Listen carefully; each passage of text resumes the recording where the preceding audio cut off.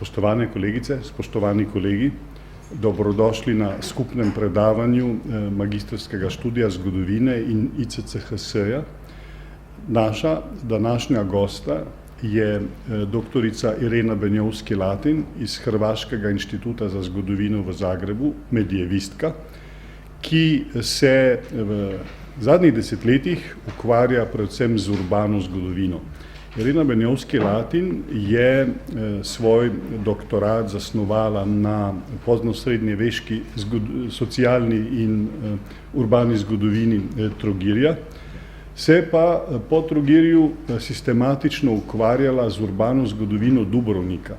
Skupaj z Dankom Zeličem je izdala en zelo pomemben vir za urbano zgodovino, in sicer najstarejše dubrovniške knjige izdaje komunalnih nepremičnin, kar je pa zapravo redkost, ko gre za urbano zgodovino.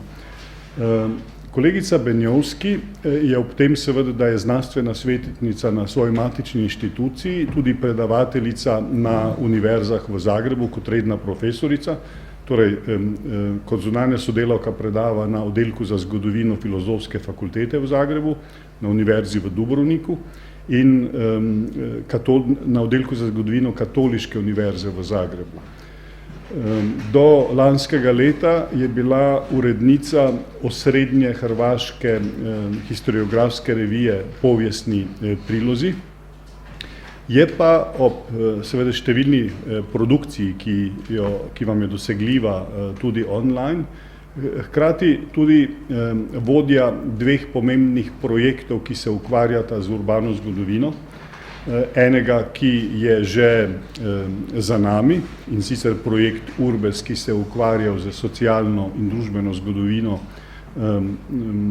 srednjeveških mest na Dalmatinski obali, in pa projekt, katerega vodi zdaj in v sklopu katerega je tudi naša gostja, to je projekt Topos, ki se ukvarja s topografijo oblasti na vzhodnojadranski obali.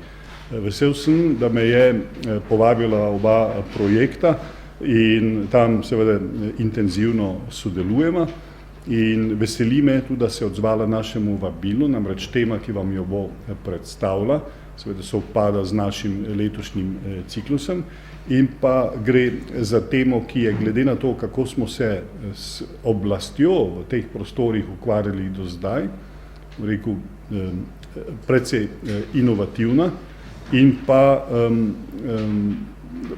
do zdaj ta stvar bila v glavnem marginalizirana, izkazuje pa se, da gre za, recimo temu, osrednjo temo. Torej, tema današnjega predavanja je beneški rektorji v vzhodnojadranskih mestih in njihov vpliv na urbano podobo teh mest v poznem srednjem veku, torej od 4. križarske vojne dalje. Kolegica Benjovski, hvala lepa, da ste se odzvali povabilo, prepuščam katedru. Poštovane kolegice i kolege, lijep pozdrav. Hvala profesoru Mlacoviću na ovom lijepom uvodu i naravno na pozivu. Uvijek vrlo rado se vraćam u ovaj prekrasan grad. Današnje predavanje, vidite iz naslova, je dosta široko postavljeno, kronološki, znači jedno stoljeće i pol, a i tematski.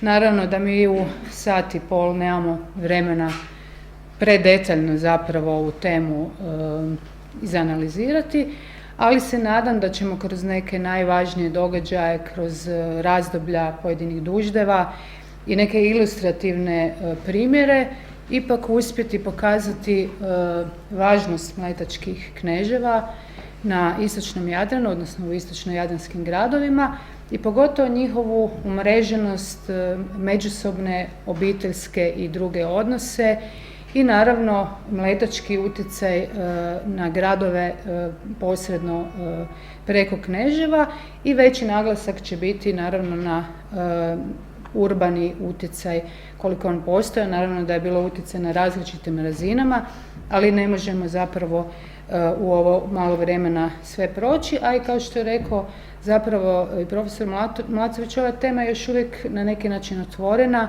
i pogotovo za razdoblje 13. i početka 14. stoljeća nedovoljno istražena, tako da sigurno da još ima prostora za mnoge teme koje bi tek trebale biti istražene.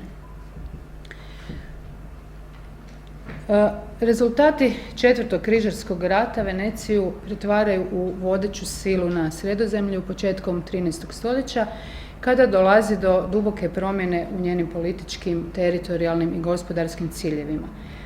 Glavna strategija postaje održavanje morske rute od vrha Jadrana prema Levantu, te uvođenje potrebnih pravnih i administrativnih običaja modeliranih u Veneciji. Istočni jadranski gradovi tu su bili posebno važni zbog svoje strateške pozicije, zbog svojih vrlo ugodnih luka. I u prvoj polovici 13. stoljeća uspostavlja se, odnosno nekim gradovima je potvrđuje, mletačka vlast, dakle od gradova sjeverne Dalmacije, Osora, Krka, Raba, gradova srednje i južne Dalmacije, Zadra, Dubrovnika, na kratko i Drača. Zatim je pomorski put prema Levantu se nastavljao Jonskim morem, preko novoosvojenih gradova Krfa, Korona, Modona na jugozapadu Peloponeza, sve do Krete u Egejskom moru i preko Negropontea. Venecija je bila povezana s Konstantinopolom, a jedna ruta je išla i prema Siriji, odnosno novoosvojenim gradovima Akonu i Tiru. Dio stečenog teritorija na toj sredozemnoj ruti Venecija je ubrzo izgubila, primjerice Drač i Krf, što je istočne jadranske gradove činilo onda još važnijima. U drugoj polovici 13. stoljeća osvojena je i Korčula, zatim u posljednjim desetljećima 13. stoljeća Hvar i istarski gradovi, dakle Poreč, Umag, Rovinj, Piran, Koper, Sveti Lovreć. I zapravo čitavo 13. stoljeće je bilo obilježeno ratovima patrijarha s Venecijom za istarsku baštinu, ali u konačnici su markgrofovi uz godišnju odštetu mirovnim ugovorima s Mlečanima se odrekli prava na te gradove. Dakle, u stoljeću nakon Četvrtog križarskog rata Venecija je pokušavala, više ili manje uspješno, s kontinuitetom ili ne, zavladati čitavim istočnim Jadranom, odnosno to je tek uspjelo početkom trećeg desetljeća 14. stoljeća, kad osvaja i gradove Srednje Dalmacije, dakle 1322. Mletačku zaštitu prihvaćaju Šibenik i Trogir, zatim uskoro 27. godine Split, 1331. Pulu i konačno Nin, dakle zapravo kompletno područje dolazi istočnog Jadrana pod vlast Venecije i od 50-ak službenika, odnosno upravitelja gradova koje Venecija imala na teritoriju izvan matičnog grada, njih čak pola je bila na području Istre i Dalmacije, što naravno govori o važnosti tih prostora. Međutim, to opet nije bilo dovoljno da se uspostavi onaj suverenitet koji ćemo vidjeti kasnije u 15. stoljeću. Mletačka vlast je također u 14. stoljeću bila relativno kratkotrajna zbog različitih unutrašnjih nestabilnosti, između ostalog naravno i epidemije kuge, ali i vanjskih, rata Novog sa Dženovom i naravno tada počinju prvi sukobi sa Ugarskom koja jača sve više s pritiskom na istočni Jadran, jer su ugarski vladari iz nove anžuvinske dinastije imali ambiciju stvoriti moćnu kontinentalnu pomorsku državu i naravno vlast nad istočnim Jadranom je tu bila ključna, za to su koristili veze sa hrvatskim velikašima iz zaleđa. I u toj kampanji Anžuvinaca 14. stoljeća najuspješniji je bio kralj Ludovik I. Anžuvinski. Svakako ta slabost Venecije dovodi do takozvanog Zadarskog mira poznatog 1358. godine, kada Venecija, naravno osim Istre, zapravo gubi na nešto više od pola stoljeća čitav istočni Jadran. Dolaskom, da se vratimo opet u ovo razdoblje o kojem danas govorimo, dakle početkom 13. stoljeća, dolaskom na vlast u gradovima se njihova autonomija se svakako sužava, međutim to je ovisilo o lokalnim okolnostima, vrlo često se kontrola provodila izborom najviših tijela vlasti i svjetovnih, ali i crkvenih. Ali promjene koje se događaju su se direktno ili indirektno ogledale i u urbanizmu gradova. prvenstveno u planiranju osobito javnih gradskih prostora te izgradnji javnih objekata vezanih uz upravu, obranu, trgovinu i administraciju. Naravno da je lokalno stanovništvo, pogotovo lokalna elita, da su ključni za urbani razvoj gradova, to je neosporno. Međutim, ovdje danas ćemo fokus staviti na ove izvan lokalne, nadlokalne utjecaje, odnosno mletačke, koji su ipak imali dosta utjecaja i prije 15. stoljeća, za što zapravo u literaturi poznatije i na neki način vidljivije i u prostoru grada. Mletačka se vlast, dakle, u gradovima uspostavljala naravno i vojnim pothvatima i diplomacijom, dogovorima, ali se učvršćivala putem hijerarhijski organiziranih struktura, dakle različitih institucija, službi. Činjenica je zapravo da je Venecija doživljavala lokalne zajednice dosta specifično i zapravo i promjenjivo. I u svakoj zajednici možemo pronaći i mletačke i nemletačke elemente i u institucijama i u pravu, u elementima trgovine, urbanizma, i oni su zapravo bili isprepleteni, jer činjenica je da Venecija ne osvaja neka nova nenaseljena područja, već naravno gradove i teritorija koji su već imali izgrađeni politički sustav i urbanu baštinu, institucije, zakone i običaje, a Venecija zapravo svoju vlast temelji na neki način i na kontinuitetu, odnosno transformaciji iste. Tako da se vrlo često i lokalne elite integriraju taj mletački sustav, čak negdje možemo diskutirati o tome da zapravo su i razlike između mletačkih i lokalnih elita ponekad bila čak i manja nego između lokalnih elita, možda i lokalnih pučana. U svakom slučaju vrlo je važno fokusirati se i na periferiju tog mletačkog teritorija, ne samo na sam grad Veneciju, i na te zapravo političke aktere koji su i druge koji su prisezali prema tom prostoru.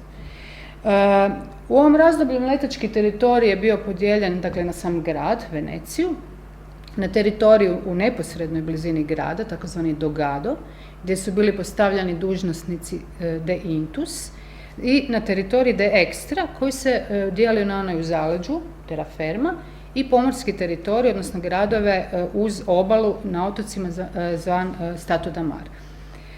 I onda je sam teritorij, tu je naravno istočni Jadran bio vrlo važan dio Stato da Mar, naravno zbog svoje i pozicije i povoljnih zapravo luka i same infrastrukture koja je već bila postojeća, koja se vrlo lako zapravo transformirala za potrebe Venecije.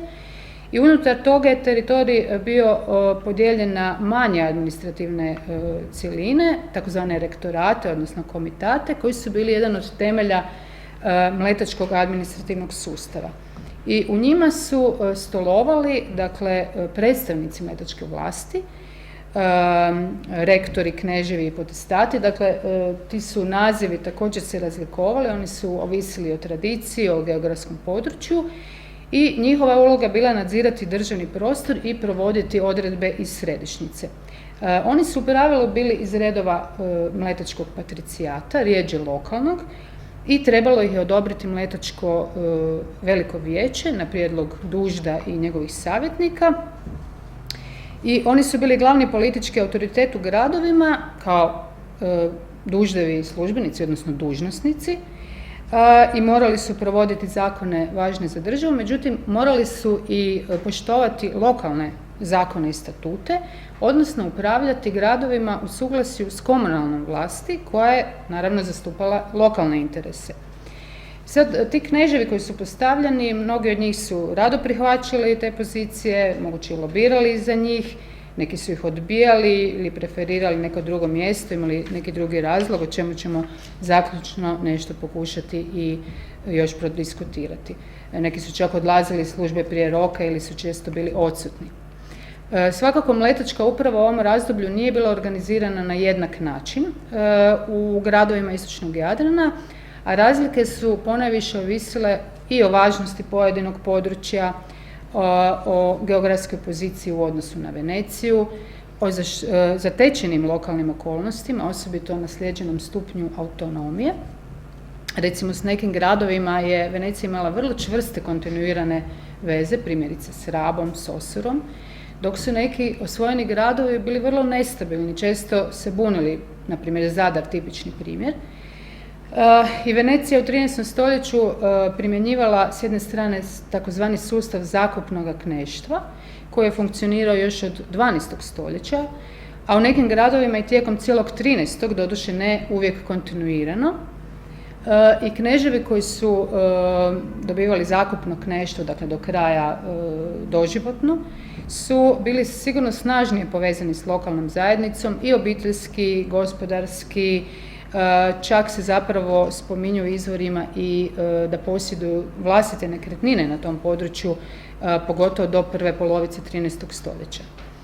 Početkom 13. stoljeća, u vrijeme Dužda-Dzianija, zajedno s jačanjem komunalnih institucija, dolazi do pojave drugog zapravo sustava, takozvanog javnog kneštva, odnosno javne uprave, te se na čelo grada postavljaju dužnosnici koji tu ostaju privremeno, dakle ne doživotno, već na 2 do 3 godine, nakon čega su bili postavljani na neku novu funkciju, na novu poziciju i zapravo vrlo često oni kneževi koji su imali i dalje pravo na trajni zakup su na tu poziciju postavljeni nakon što su prethodno obnašali ove privremene funkcije, dakle stekli neko iskustvo.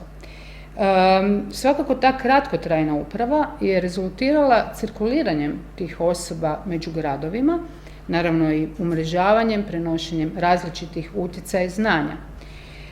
I tu su zapravo ti predstavnici središnje vlasti i naravno i administracija, oni koji su išli često uz njih, njihovi pomoćnici, imali zapravo ključnu ulogu i to ne samo u odnosu između dakle, središnje vlasti i pojedinog grada, nego različitih gradova međusobno, jer je dakle, njihova služba bila privremena i mobilna.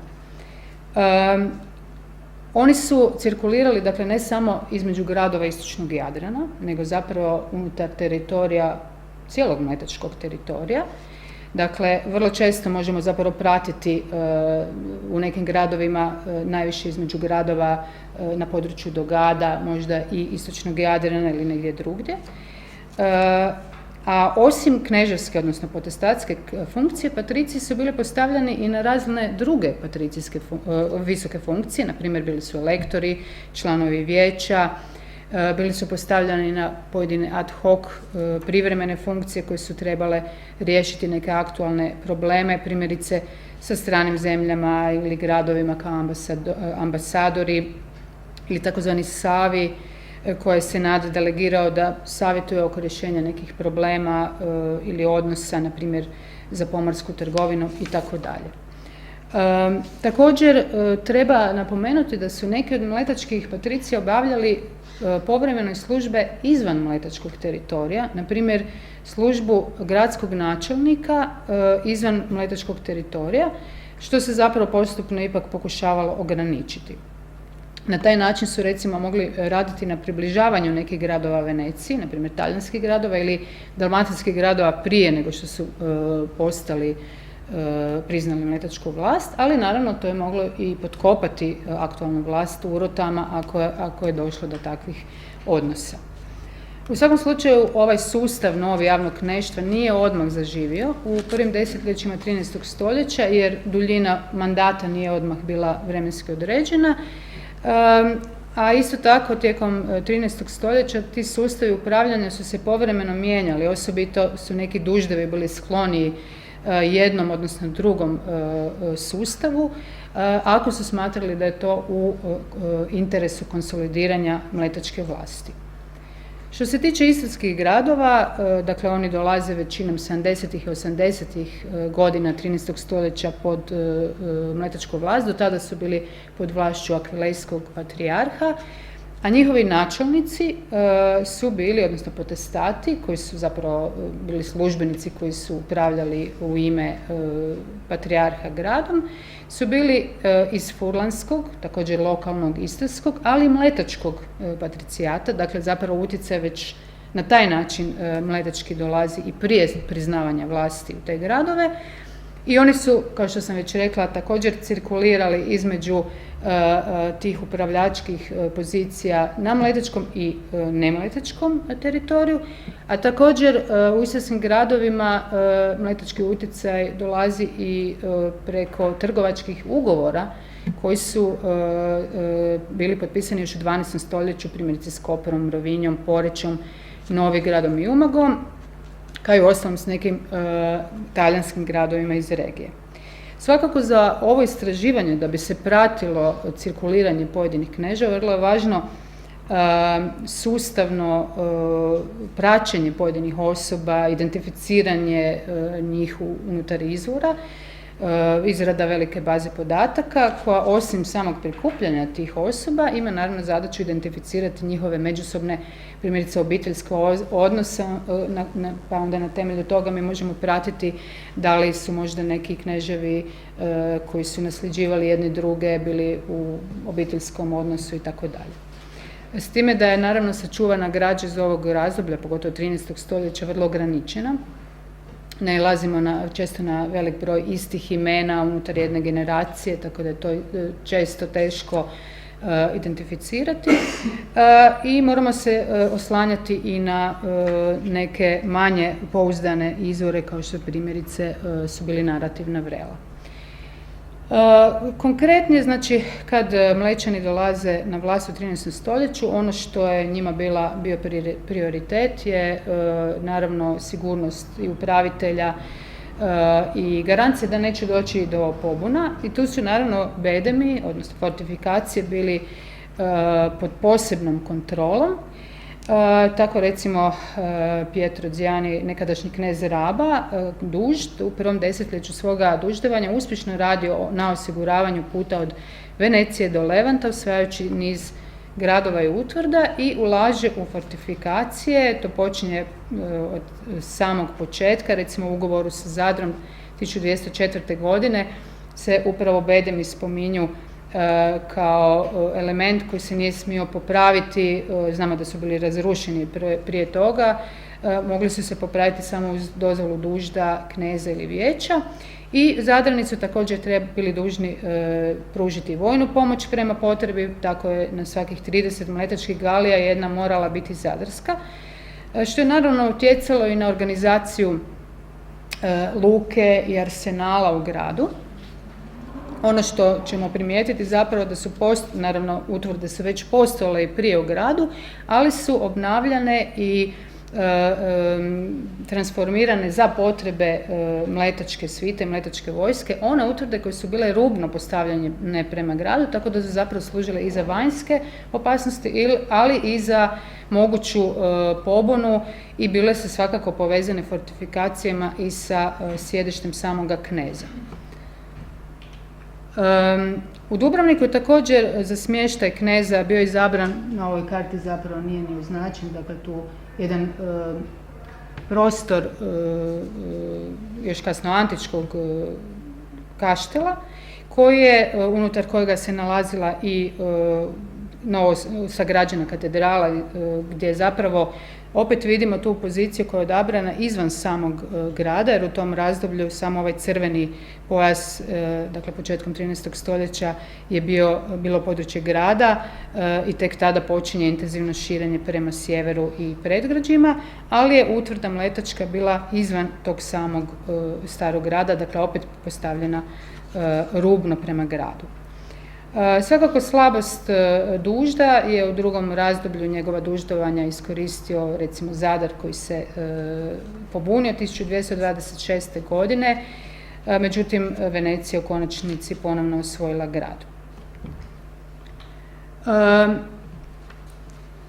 Taj Dužd je bio predstavnik takozvane stare mletačke aristokracije, kao što je bio i njegov prethodnik Dandolo, i on se 1229. godine povukao sa funkcije Dužda, a za novoga Dužda je izabran pripadnik takozvanih novih trgovačkih patricijskih obitelji, poznati Giacomo Tiepolo.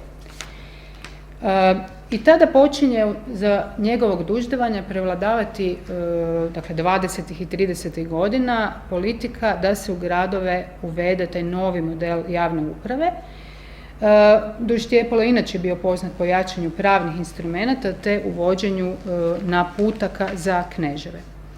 Ipak u prvom dijelu njegovog duždevanja on je bio fokusiran na probleme s carem Fridrihom II. I to nestabilno razdoblje su neki gradovi istočnog Jadrana iskoristili za jačanje vlastite autonomije, odnosno čak i pokušaje izbacivanja mletačke vlasti. Tako primjerice u Dubrovnik Dužd šalje svog sina za kneza Giovannija Tiepola i smatra se da je za njegova dužde kneževanja oblikovana je prva veća zakonska cjelina Dubrovačkog statuta koja je ušla u onaj statut službeni iz 1272. godine. Duž Giacomo je poznato je na te strateški važne ili čak nestabilne pozicije postavljao pripadnika sebi bliskih i pouzdanih obitelji, ali vidjet ćemo i svoje sinove. Dakle, Tiepoli su bili poznati zbog nepotizma te vrste, naglašenog, inače to je bilo karakteristično za ovo razdoblje, ali u vrijeme Tiepola osobito. Primjerice, obitelji Querini, Badoer, neke grane obitelji Michieli i drugi, bili su izrazito povezani s duževskom obitelji Tiepolo, pa i kasnije sa njegovim sinovima Lorencom i drugima, odnosno Lorenzo je također bio dužd, koji su bili predvodnici nove trgovačke aristokracije u Veneciji i pokretači promjena. S druge strane, to su bili pripadnici nekih starih aristokratskih obitelji, Dandolo, Morosini, Gradenigo, Giustiniani i drugi. Odnosno, među ovima koji su bili skloni trgovačkoj aristokraciji također bilo nekih starih aristokratskih obitelji, ali oni su se bili priklonili novim promjenama. Tako recimo Duždev sin Pietro Tiepolo bio postavljen za upravitelja grada tada pobunjenih Padova i Treviza, on je također bio i knez u Osoru 1234. U Zadar Duž Tiepolo postavlja 36 svog bliskog suradnika Giovannija Michielija, koji je inače sudjelovao sa još dvojicom patricija u sastavljanju novog mletačkog statuta 1242. godine. Kao privremeni knez stanovao je u kući iznajmljenoj od općine kraj gradskog zida i crkve Svetog Stjepana, dakle u blizini zapravo vrata prema obali, a zabilježeno je izvorima da je imao i neke svoje privatne posjede. Kada je u Zadru ponovno došlo do pobune 1239. godine, istjeranom knezu Michieliju pomoć stiže recimo Duždev sin Giovanni Tiepolo i vraća ga na vlast. Kad ponovno dolazi do zadarske pobune 1942. godine, Zadrani su pokušali iskoristiti prisutnost ugarskog kralja Bele IV. A otjerani knez Giovanni Michieli je 1943. postavljen za dubrovačkog kneza, a onda 1250. se opet vraća u Zadar. Znači, ne samo da cirkuliraju, nego se pojedini kneževi vraćaju u isti grad na kneževanje. Inače, prema kronici Andrije Dandola, te 1942. godine, kad je došlo do pobune u Zadru, Duž Tiepolo je pokušao konsolidirati vlast, navodno prema nekim narativnim vrelima koje se ne smatraju potpuno pouzdanima, ali imamo zanimljivu vijest, gdje je Duž pokušao konsolidirati vlast naseljavanjem mletačkih, patricijskih i građanskih obitelji. Čak postoji podatak da je cijeli grad trebao biti razdijeljen u 700 čestica koje su trebale biti podijeljene među mletačkim građanima. Inače, Duž Tiepolo i sam provodio takvu kolonizaciju dok je bio duka di Candija. I zanimljivo da je tada bio postavljen za kneza, dakle, neko iz obitelji Morosini, dakle, ove stare aristokratske obitelji koja nije bila, ajmo reći, sklona Tiepolima. Međutim, činjenica da su se ipak birali kneževi vjerojatno po nekim drugim kriterijima, dakle, on je imao veliko vojno iskustvo, a moguće da je bilo važno i to što je imao jako dobre veze sa ugarskim dvorem. Naime, njegova kći Tomazina je bila udana za sina ugarskog kralja. Tako da ta politička podijeljenost i međusobno rivalstvo mletačkih patricijskih obitelji je mogla utjecati na pojedine pozicije mletačkih kneževa, ali nisu sve grane nužno djelovale isto, odnosno nisu se svi pripadnici možda priklanjali uz iste struje. Duž Tijepola je, porazivši konačno ponovno Zadrane, odlučio popraviti, učvrstiti poznati zadarski kaštel i prema njegovu nalogu je te iste godine, 1943. godine, u Rabu bio sklopljen ugovor sa Osorom i Krkom, odnosno naravno s njihovim kneževima, da svojim lađama 3 godine brane to novo stanovništvo Zadra koje je navodno trebalo naseliti grad.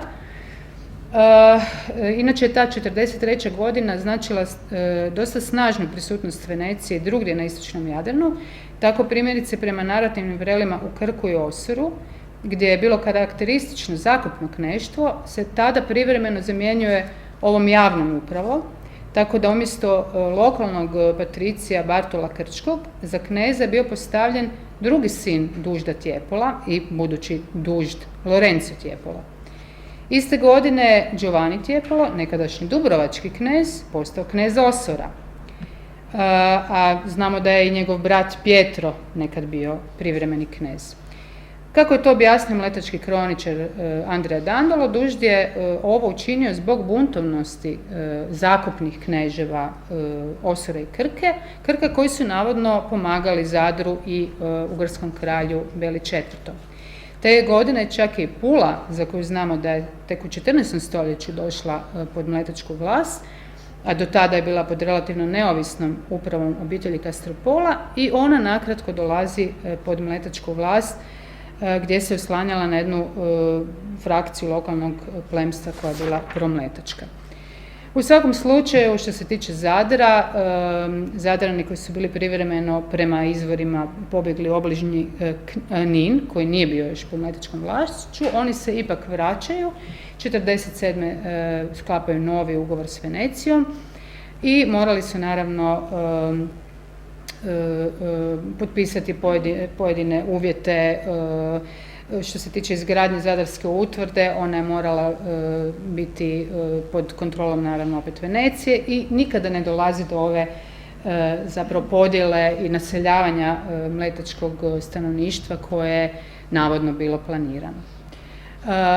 U svakom slučaju te godine se i dalje spominje ta kuća za mletačkog kneza. Ono što je zanimljivo da dakle u ovom razdoblju mletački kneževi stanuju u kućama koje su zapravo vlasništvo lokalnog plemstva, dakle to su iznajmljene kuće koje je općina bila dužna plaćati najam za kneževe i dakle jasno je da zapravo ne postoji neka još stalna kneževa palača, niti neka reprezentativna kuća u ovom razdoblju, dakle polovicom 13. stoljeća, jer je čak u ugovorima recimo sa Zadrom, a kasnije i Dubrovnikom zapisano da u slučaju dolaska Dužda ili nekakvih važnijih mletačkih velikaša, odnosno plemića, oni trebaju biti smješteni zapravo biskupskoj, odnosno nadbiskupskoj palači. Dakle, nije postojalo dovoljno reprezentativne palače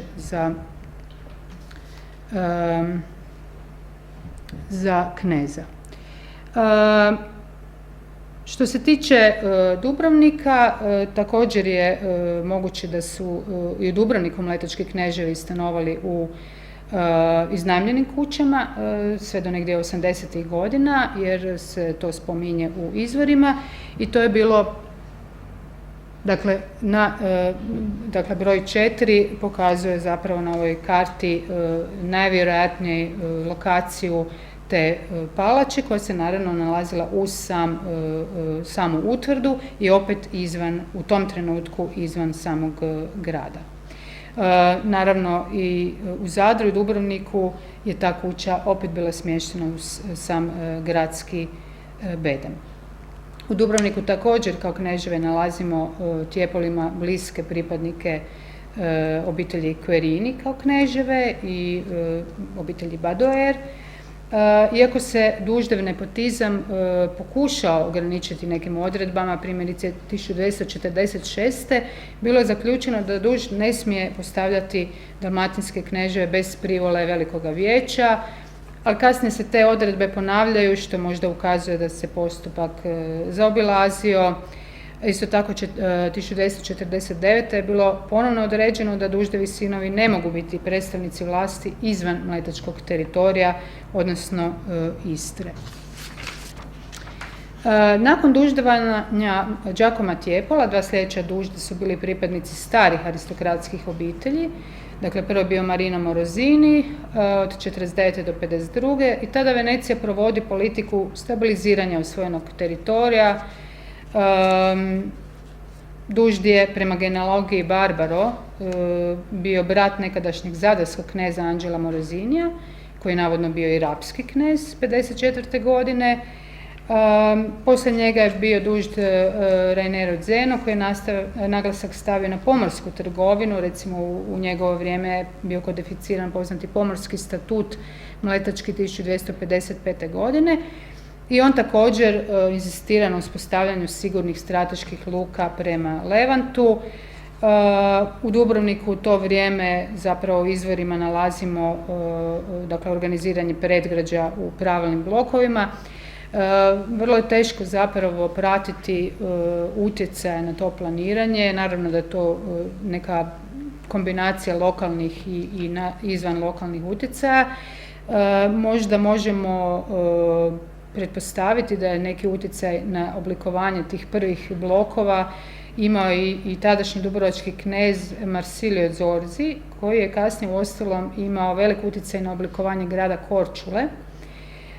Naime, on je 1254. obranio Korčulu i kao jedan od važnijih mletačkih službenika osvojenu Korčulu je 1255. godine dobio nasljedni zakup, s time da se pozivaju i na neka nasljedna obiteljska prava, jer je dužd Domenico Morosini bio dodijelio Korčulu u nasljedni zakup njegovom pretku.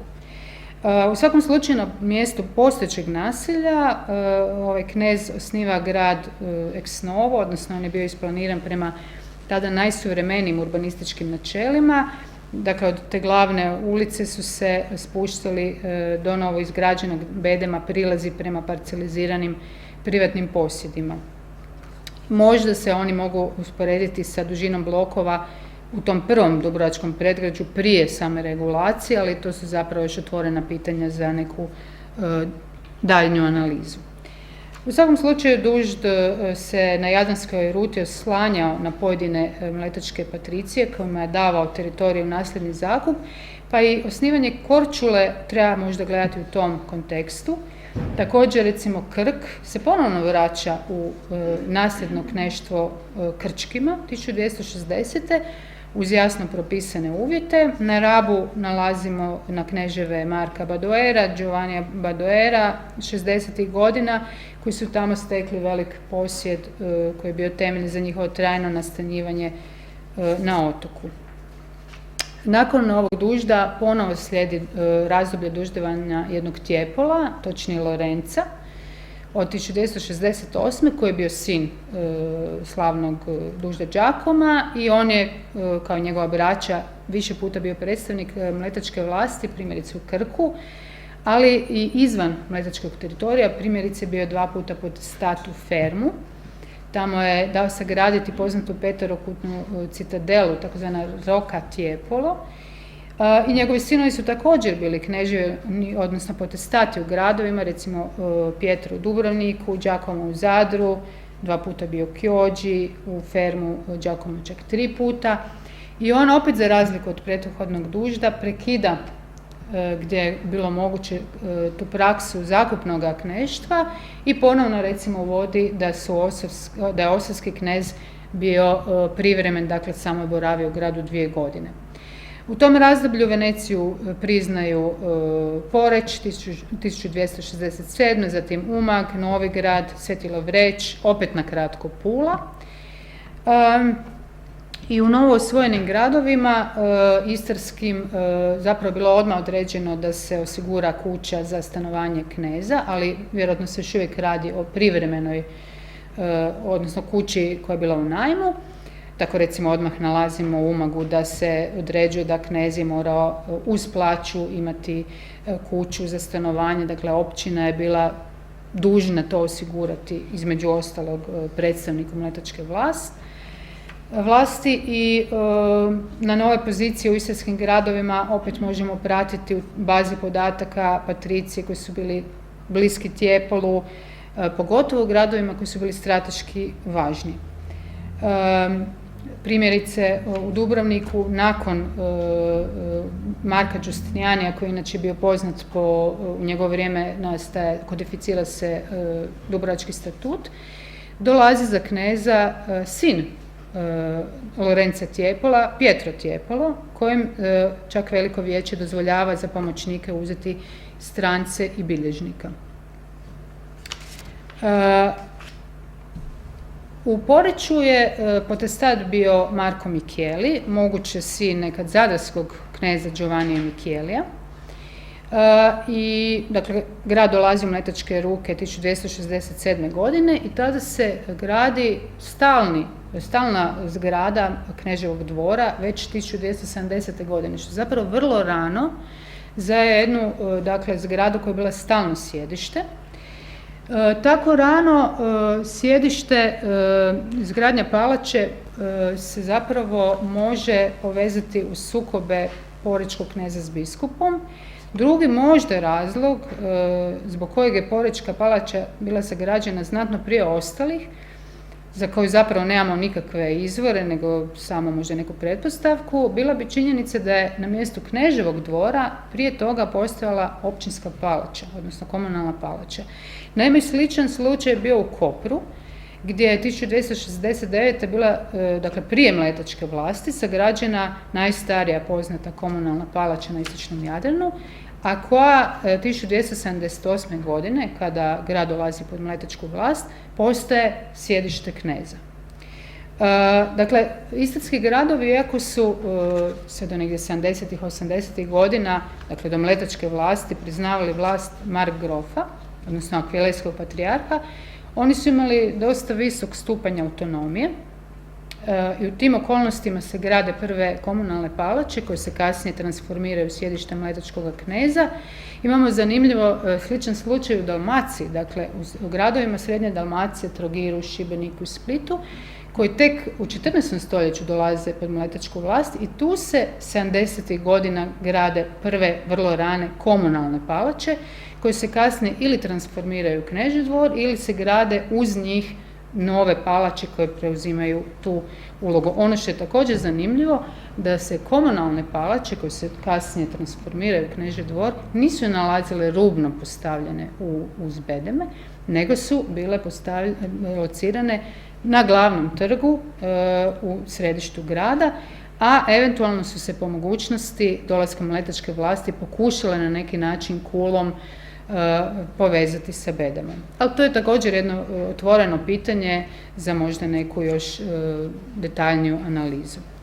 Lorenzo Tijepola naslijedio je relativno neutralni dužd Giacomo Contarini 75. godine.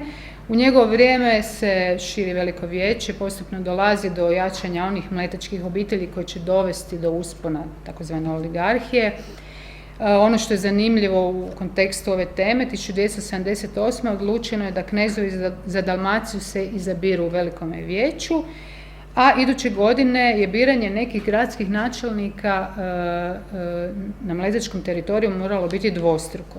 Također te godine su bili zabranjeni brakovi duždeva sa strankinjama jer je to dovodilo ponekad u pitanje miješanje stranih politika u mletačku. Inače, već u 12. stoljeću i početkom 13. možemo pratiti da su neki duždevi ili pripadnici njihovih obitelji se ženili dakle, imali za supruge djevojke iz vladajućih kuća izvan mletačkog teritorija. Primjerice, duž Tiepolo, Giacomo Tiepolo je bio ženjen strankinjom, a i iduće generacije ove obitelji su prigrlile tu tradiciju da ženidbenim strategijama stvaraju vrlo čvrste političke saveze, što se vidi i kod izbora supruge Giacomovog istoimenog unuka, koji je ženio kćer hrvatskog velikaša iz obitelji Šubić. I u 14. stoljeću su te ženidbene veze bile i dalje važne, ali prvenstveno sa mletačkim patricijskim obiteljima, bilo je i dalje iznimaka, kao u slučaju Dužda Marka Kornera koji je poženio Skradinjanku. Naravno, žene nisu imale pristup političkom utjecaju, ali udaja mletačkih patricijki za strane velikaše i vladare naravno mogla je do jedne granice utjecati na politiku.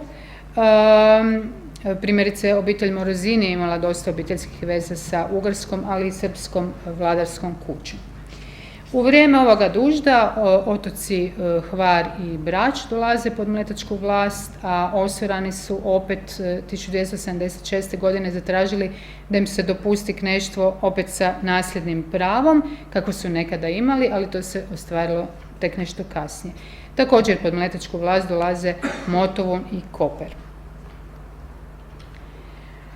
U Zadru je 1277. godine bio knez Giacomo Tiepolo, samo se ponavlja zapravo ta obitelj. On je sin nekadašnjeg Dužda Lorenza Tiepolo i unuk istoimenog Giacoma. U to vrijeme se pretpostavlja da je izgrađena peterokutna kula kraj gradskih vrata i blizu crkve Svetog Stjepana i one kuće gdje su stanovali kneževi. On je inače bio zaslužen za mnoge javne radove u gradu, pa je vjerojatno i ta peterokutna kula dio njegova projekta.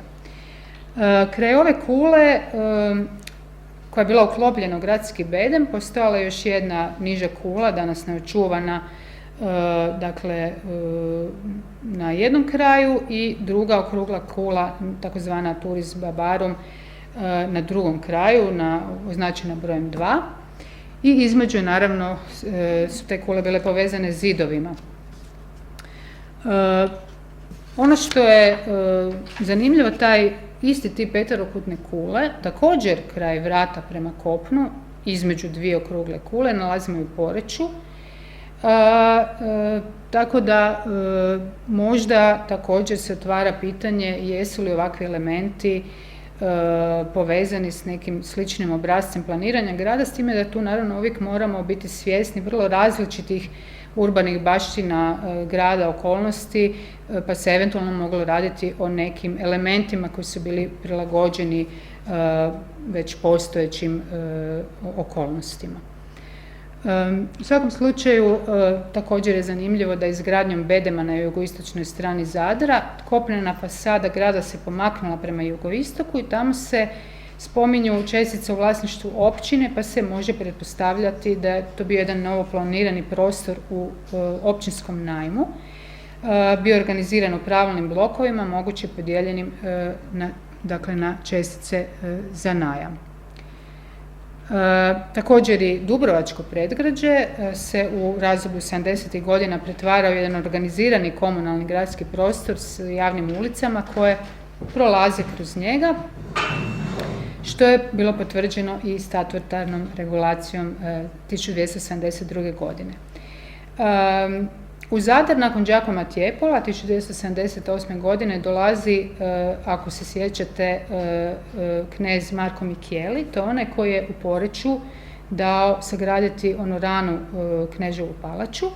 I zanimljivo je da od te godine u Zadru kneževi također više ne stanuju u kneževoj palači. Dakle, možda možemo pretpostaviti da se tada planirala izgradnja novog stalnog kneževog dvora, kao stalnog sjedišta kneza. Međutim, mi u izvorima podatke o kneževom dvoru u Zadru imamo tek s početka 80. godina. Marko Micheli, vidjet ćemo, je konačno 80. godine postao zapravo nasljedni, odnosno zakupni doživotni knez Raba. Dakle, tu opet vidimo cirkuliranje pojedinih kneževa, odnosno pripadnika istih obitelji, koje je svakako moglo rezultirati prenošenjem nekih iskustava. Idući Dužd, poznati Giovanni Dandolo, u njegovom razdoblju dolazi do promjene koje su u konačnici dovele do one poznate urote Tiepolo Querini.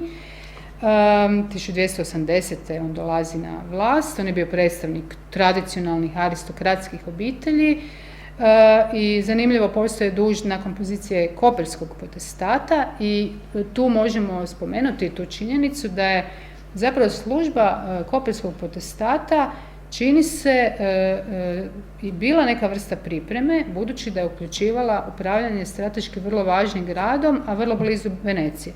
Tako da je, kad pratimo pozicije duždeva prije samog duždevanja, vrlo često su oni bili upravo na poziciji koperskog potestata. U vrijeme Dandula, pod mletačku vlast 1283. Dolaze istarski Piran i Rovinj. Osor dužd ponovno daje u nasljedni zakup, i to obitelji Morosini 1280. godine, knezu Marinu Morosini, koji je bio sin nekadašnjeg zadarskog kneza Anđela, nečak nekadašnjega dužda Marina Morosinija. Taj Marino Morosini je, ne znam da li se vidi ovo dovoljno jasno, ali prema nekim genealogijama je moguće bio koperski potestat prije mletačke vlasti, dakle u vrijeme kada je bila sagrađena ona poznata komunalna palača 1269. godine. Međutim, opet nakon njegove smrti ponovno Osor dolazi dakle, pod upravljanje privremenih kneževa. I polako se zapravo gubi taj sustav zakupnog kneštva. Prema, recimo, ako u Dubrovniku pogledamo također obitelj Morosini, ali iz druge grane je tada imala kneževe. I recimo Michele Morosini je bio dubrovački knez 1284. godine, a prema Barbarovoj genealogiji njegova kći je bila udana za Vladislava, sina srpskoga vladara. I veza Morosini iz srpskog dvora u ovom razdoblju bi zapravo bila dosta važna i mogla je biti korištena u mletačkim diplomatskim aktivnostima u vrijeme opasnosti za Dubrovnik i odabir, dakle, presezanjima srpskog dvora prema tom teritoriju, i odabir pripadnika ove mletačke obitelji možda nije bio slučajan. Giovanni Dandolo dužd svakako je htio naglasiti ulogu Venecije u gradovima, i to ne samo na istočno-jadranskom prostoru, i upravo u njegovom razdoblju dolazi do sustavne izgradnje ovih stalnih zasebnih kneževih palača na istočnom Jadranu. Tako primjerice 1282. godine znamo da se Hvaranima daju sredstva dodatna za izgradnju kneževe palače i za kaštel. U Piranu 1283. godine također nalazimo odredbu da se sagradi kuća za kneza. Što se tiče Raba, već sam spomenula da onaj Marko Micheli koji je dao sagraditi porečki knežev dvor, pa zatim zadarski, konačno završava u Rabu gdje je postavljen za doživotnog kneza, i kako je on došao za kneza 1283. godine imamo zapisano da zapravo sudjeluje u izgradnji rabskog kneževog dvora Arsenala. Slučajno ili ne, svakako zanimljiv podatak. Od te godine se i u Zadru spominje kuća za kneževe savjetnike. Očito je to razdoblje kada se sustavno grade takve zgrade.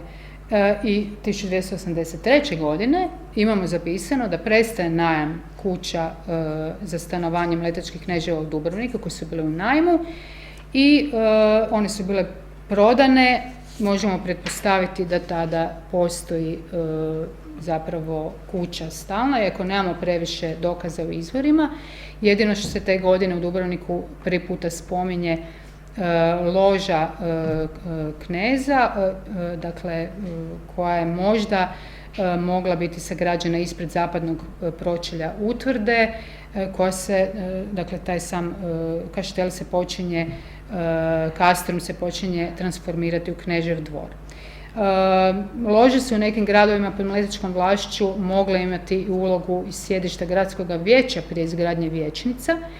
Naime, za razliku od gradova istarskih i ovih srednjodalmatinskih, ovdje nešto kasnije dolazi do izgradnje, da prvo se grade kneževe palače, a tek kasnije zapravo dolazi do izgradnje vijećnica, jer naravno ovo je razdoblje kada se uz jačanje tih mletačkih institucija, ipak usporedno razvijaju i komunalne institucije lokalne i jača lokalno gradsko plemstvo. Tako da ovdje recimo u Dubrovniku se uz utvrdu koja se transformira u Knežev dvor spominje sve češće zapravo u kasnijem razdoblju sjeverno od nje i vijećnica.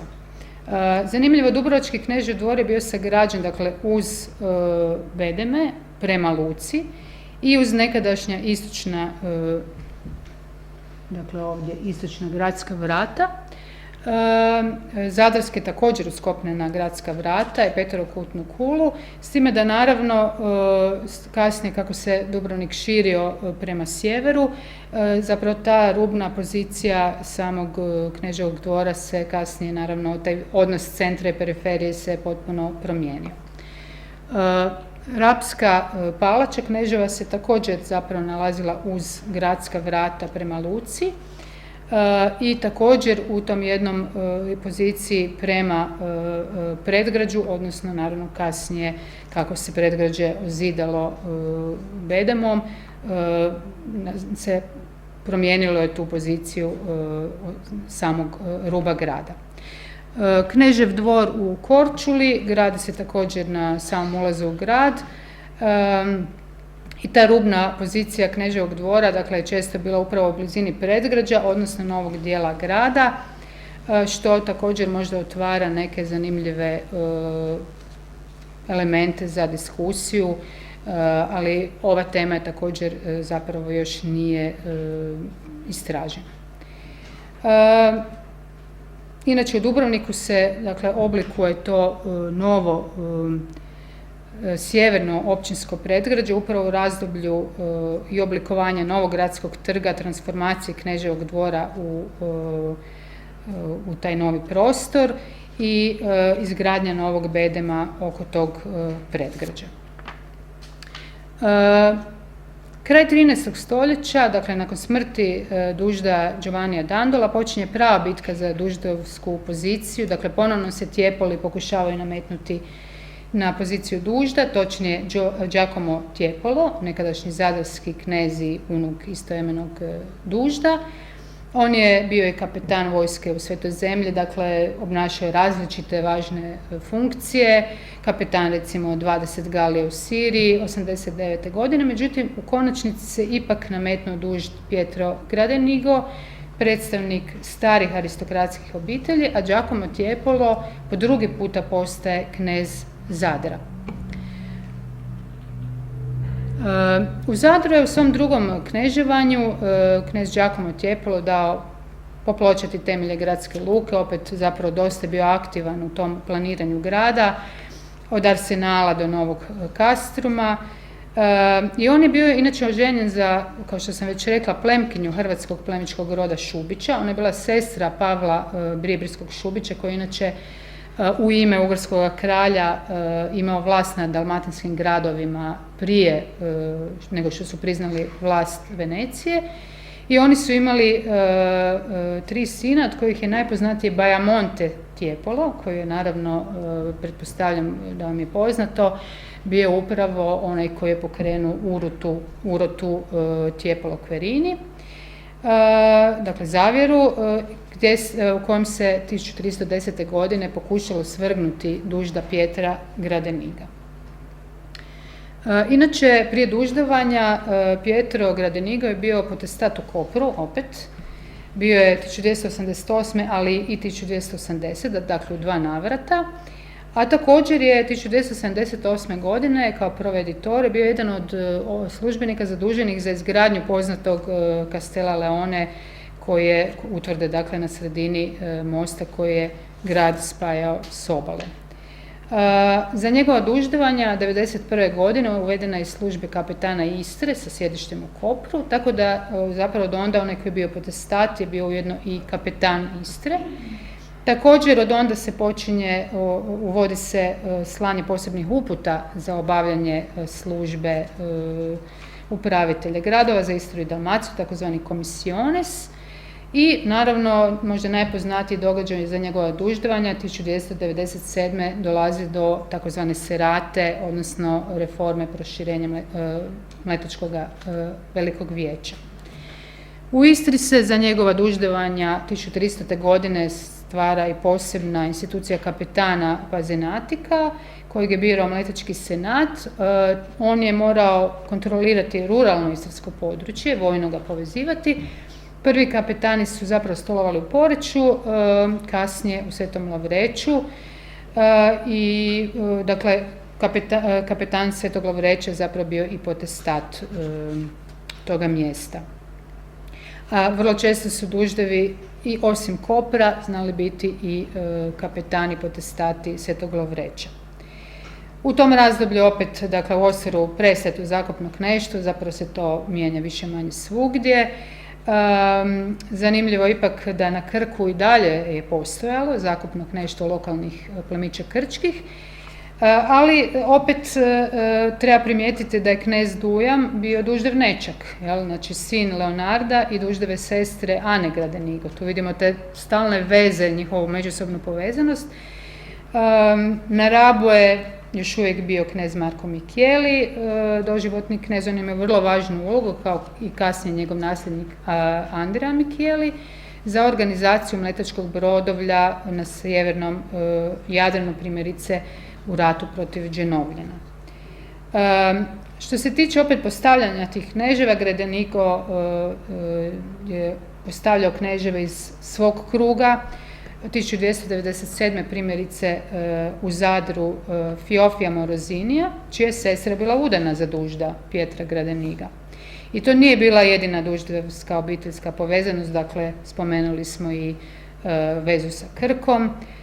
Fiofijev bratić Michele Morozini je bio zadarski knez u više navrata, tako da su zapravo te veze bile vrlo snažne. Ali svakako 13. stoljeće je obilježeno i zapravo jačanjem tih lokalnih institucija, jačanjem lokalnog gradskog plemstva, to je vrijeme i prvih statuta. Kraj kneževog dvora u Zadru, dakle uz njega bio je smješten, zapravo se formirala početkom 14. stoljeća cijela jedna četvrt koja je bila vezana uz gradsku upravu i administraciju, a također i sklop kneževog dvora u Rabu pokazuje da nije nastao u isto vrijeme, nego je to bio skup palača, dakle prvog kneževog dvora, kasnije i palače koja je služila za sastanke vijeća. Dakle, najstarija je bila iz kraja 13. stoljeća, a kasnije se grade dodatne zgrade. Dubrovačka vijećnica, već sam spomenula, ona se spominje prvi puta 1301. godine, međutim možemo pretpostaviti da je možda građena i ranije. Inače, Dubrovnik je, pogotovo taj sjeverni dio, pogodio požar 1296. godine koji je uništio velik dio grada, pa onda ne možemo zapravo, dosta toga je izgubljeno između ostalog i arhivskih spisa. Ali ono što je zapravo zanimljivo s 1296. godinom, da se ovaj općinski dio gradskog prostora, dakle sjeverno od glavne ulice Placa, odnosno današnjeg Straduna, bio, dakle on se ponovno regulira, dakle taj požar je omogućio novo i suvremenije planiranje grada s takozvanim dvostrukim nizovima po modelu tada najsuvremenijeg urbanizma. Ono što je zapravo upitno, dakle ne zna se ko je zaslužan za ovo planiranje, između ostalog je naravno moguće da tu postoje neki mletački utjecaj. U samoj Veneciji imamo recimo predio San Lio koji eventualno ima te neke elemente, ali naravno i tu su bili drugi talijanski gradovi gdje nalazimo taj model takozvani planirani gradovi toga razdoblja. Dakle, utjecaj je mogao ići ili preko kneza, ali naravno i preko njegovih pomoćnika ili administrativnog osoblja, notara i tako dalje, ali naravno i lokalnog plemstva koje je trgovalo u tom području, tako da je to dosta upitno, ali svakako u to vrijeme se uvodi. Obitelji koje su sudjelovale u uroti 1310. godine oko Tijepola, dakle Querini i Badoeri, bile su inače povezane sa stranim silama, dakle Bajamonte Tiepolo, pa recimo primjerice Marco Querini, koji su bili glavni protagonisti zavjere. Oni su zapravo pokušavali promijeniti nove institucije, podjelu vlasti. Inače, Markov otac Niccolo Querino je bio također dubrovački knez i bio je povezan sa Bajamontom Tiepolu. U Veneciji se tada osniva vijeće dakle, desetorice koje je imalo zadaću boriti se protiv sličnih zavjera. Dakle, pokušava se doći kasnije do urotnika i tu su opet vrlo važnu ulogu imali upravo kneževi potestati kojima su davane upute kako zapravo uhvatiti urotnike. Primjerice 1310. već te godine dubrovački knez izvještava o toj uroti. Popisuju se kneževi istočnojadranskih gradova koji se moraju uključiti u potragu za urotnicima. U svakom slučaju, za vrijeme Marina Dzorzija Novoga Dužda ta je pobuna bila ugušena, a Bajamonte je pobjegao u Dalmaciju, to najvjerojatnije upravo kod svoga rođaka Pavla Vribirskog Šubića. On je čak bio jedno vrijeme i ninski knez, dakle u gradu koji tada još nije bio pod mletačkom vlašću, pa čak i sudac u Zadru u vrijeme jedne kratkotrajne pobune grada. 1311. Pavao Vribirski uspio osvojiti mletački Zadar, ali ono što je zanimljivo zapravo da nakon te urote 1310. godine, kada pratimo mletačke kneževe u istočnojadranskim gradovima, zapravo ima malo ili ni malo kneževa iz tih obitelji koje su bile povezane uz urotnike. Dakle, uglavnom ćemo naći kneževe iz ovih lojalnih starih obitelji, Gradenigo, Morosini, Giustinian, Sanudo, Dandolo i tako dalje, a pripadnike Querinija, Tiepola, Badoera vrlo malo ili iznimno. A što svakako vjerojatno ipak ima veze sa tom činjenicom da su sudjelovali u uroti. Primjerice Giacomo i Matteo, sinovi Nikola Querinija, nekadašnjeg dubrovačkog kneza, koji su i sami bili kneževi, svi su maknuti s pozicija kao naravno i obitelj Tiepolo. Oni su inače bili povezani s talijanskim gradovima, neke od njih ćemo naći dakle, izvan mletačkog teritorija na službama, dakle korištena su njihova znanja i iskustva upravljanja gradovima, ali ne više na mletačkom teritoriju.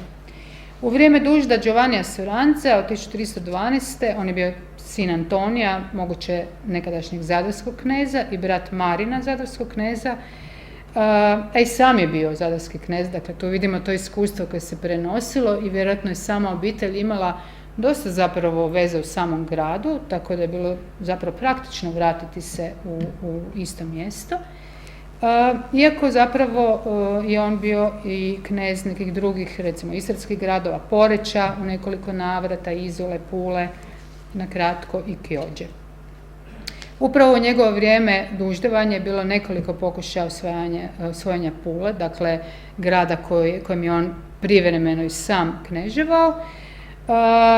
On je inače pokušavao diplomacijom riješiti neke probleme, čak je zagovarao predaju Bajamonte, a ne njegovo smaknuće, a opet činjenica da njegova kći Soranza bila udala za jednog od urotnika, Nikola Querini, je bila zanimljiva. Znači stvarno zanimljive su te njihove, nisu stvari baš tako uvijek bile jednostavno podijeljene. Molim? Isprika što te prekinuo. Mi ćemo morati za 7 minuta napustiti govornicu, tako da... Polako da zaključim. Da, samo da dobro. Da imamo tih 5 minuta za rast. Ok, dobro, može. U svakom slučaju sad se možda možemo samo na kratko još spomenuti osvojenje Dalmacije, dakle koje sam rekla, dakle u samom u prvim desetljećima 14. stoljeća, kada dolazi do uspostave mletačke vlasti u Trogiru, Splitu i Šibeniku, i tu se zapravo također grade, dakle, odnosno postojeće komunalne palače se pretvaraju u kneževe dvorove, odnosno grade se dodatne strukture. Tu imamo primjer Splita i Šibenika. Ono što je zanimljivo kod kneževa, da su kneževi u Trogiru primjerice vrlo često bili istovremeno oni koji su bili kneževi u istarskim gradovima.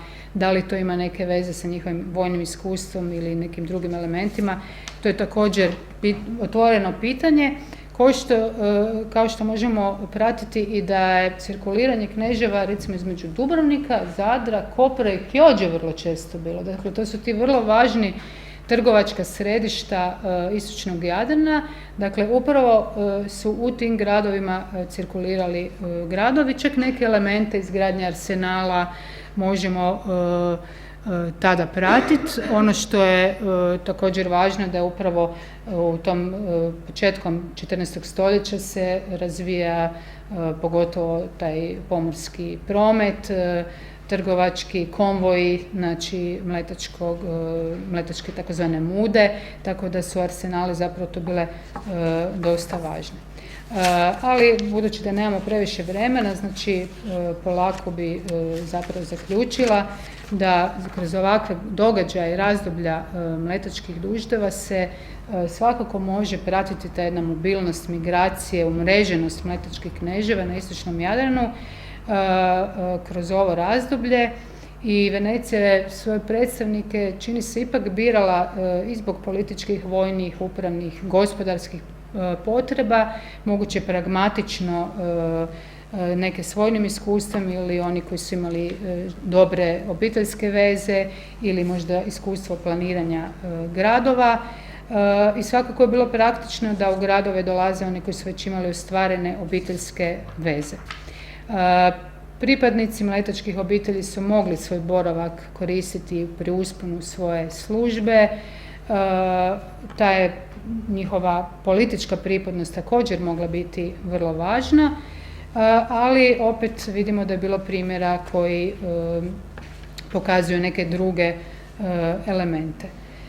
Svakako, središnja vlast nad gradovima u ovom razdoblju nije istovjetna onoj u 15. stoljeću, to je vrlo važno reći, jer priroda države u razdoblju srednjeg vijeka, dakle, struktura uprave je bila još policentrična, dakle, vrlo važna je bila upravo ovaj sustav osobnih veza, dakle, posrednika između vlasti i gradova, jer Venecija u tom razdoblju nije još bila homogeni teritorij kao 15. stoljeća, nego zapravo taj jedan umrežena šema interesnih i klijentelističkih mreža, tako da zapravo su ti dužnosnici umreženi mogli djelovati kao nekako homogeno tijelo same komune i prije nego što je on bio pod sustavnom vojnom i administrativnom kontrolom.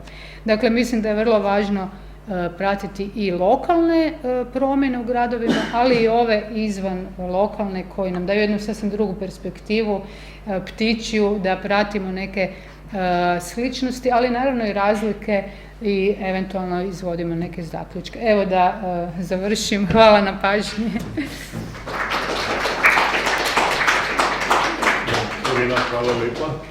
Torej, moram posebej poudariti, da to, kar ste imeli priložnost slišati danes, podano je bilo v sistematizirani obliki in se je dalo seveda slediti, ampak grajena je pa ta zgodba zelo kompleksno, komplicirano in je bilo treba ne samo spremljati zgodovino tega prostora na različnih nivojih, ampak tudi v zelo različnih oblikah. Na eni strani genealoške tabele, na drugi strani seveda generalno zgodovino dožev v Benetkah, na tretji strani lokalno zgodovino in na četrti strani urbano zgodovino vsakega od teh središč po vseh izbranih navedenih elementih.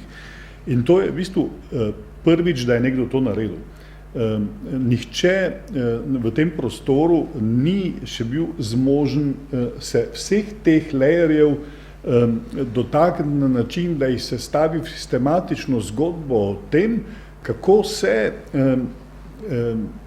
rektorske pozicije poznajo skozi tak način in kako tesno so povezane s tem, kaj se dogaja v prostoru med velikimi in Kako velik vpliv na to dogajanje ima menjavanje moči med starimi beneškimi rodbinami in temi, ki so del nove trgovske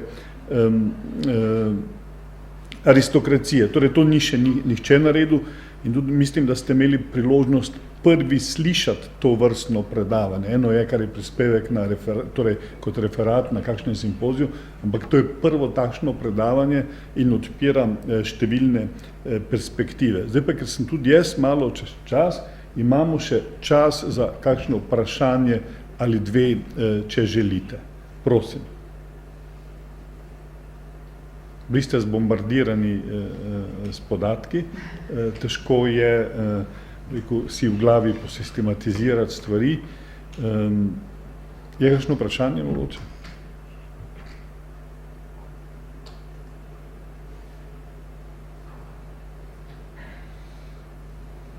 Torej, hvala lepa. Če ni, še enkrat najlepša hvala današnji predavateljici.